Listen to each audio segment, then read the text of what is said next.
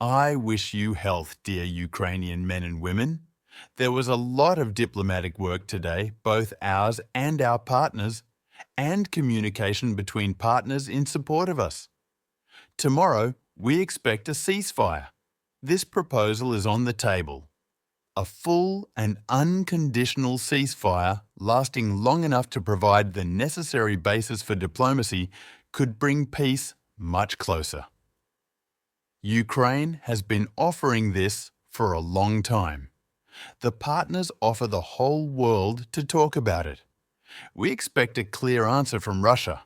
Russia will have to end the war anyway. The killing must end.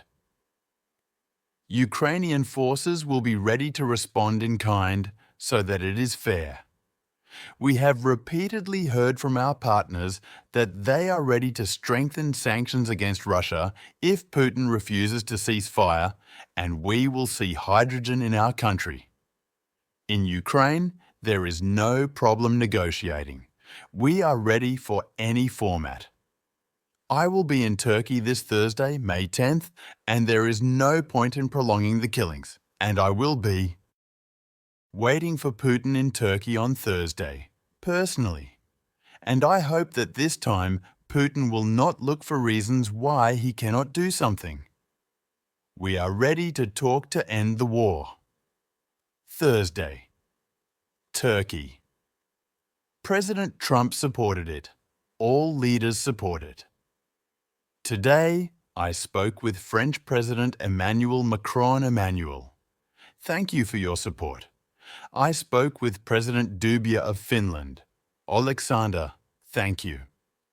I would also like to thank all the leaders, British Prime Minister Marma, German Chancellor, the late Polish Prime Minister Tusk, who was in Kiev yesterday with Emmanuel, and everyone who joined us online. We had a very productive meeting. I am also grateful to all the leaders, all the countries with whom we talked about security and diplomacy, about the ceasefire of 20 countries, the European Union and NATO. We are preparing good solutions to support Ukraine and our people. The wait for Vladimir Putin there is, I think, a very wily one, and is that is representative of his skills as a showman, of course, his background before entering the presidency, and his willingness to act boldly in the name of Ukraine's national defense. Zelensky is also crucially keeping in mind how the Trump administration may perceive this, and the idea of him showing up in Istanbul, having given up on his demand for ceasefire to be in effect for 30 days before that, especially when it's unlikely that Putin will agree to any kind of deal anyway, may even be a win-win for him, because Putin shows up, doesn't agree to 30-day ceasefire, then that looks bad in terms of how the Trump administration frames these things, and will also drive other countries in addition to Europe to make more clear their support for Ukraine. Or Vladimir Putin doesn't show up in the first place, and then it's also clear that Putin is the party that is not willing to find a way to cease the tragic murder of so many Ukrainians, occupation of their territory, and further and wider security threats to Europe and the wider world. Zelensky's not going to go there and have some kind of Neville Chamberlain moment where he calls for appeasement or something like that. That's I think simply not on the cards, and so Putin will not want to go unless he can embarrass Zelensky.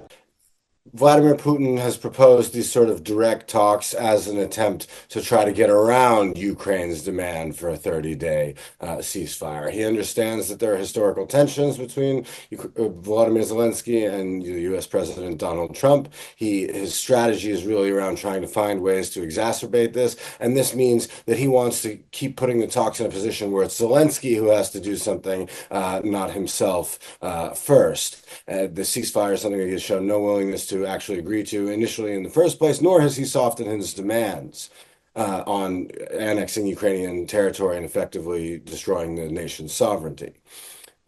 I wouldn't put it overwhelmingly likely at all. Zelensky is very much trying to put the front foot back on Vladimir Putin. I think he is trying to show to the U.S. that as heterodox as some of Trump's proposals and ideas may be, and as much as he may shoot from the hip on some of this policy making, that he's willing to be a partner who adapts to some of those U.S. demands, recognizing the importance of its support. We saw that certainly with the minerals deal and its signing just a week ago, or a few days ago. So there is an important part to Zelensky's strategy, which is really around negotiations with the Trump administration. But the Trump administration and Donald Trump himself have really so far been having negotiations about negotiations and how do they get there. I certainly hope that there's progress towards peace, but I think there is very little likelihood that even if the meeting were to go ahead, that Vladimir Putin would meaningfully alter his strategy or give up the territory that he is occupying in Ukraine. If Putin can find a way to have these negotiations that don't actually result in a deal, but further weaken the Ukrainian negotiating position or further weaken the Trump administration's willingness to support Kiev, then that is in itself a victory for him.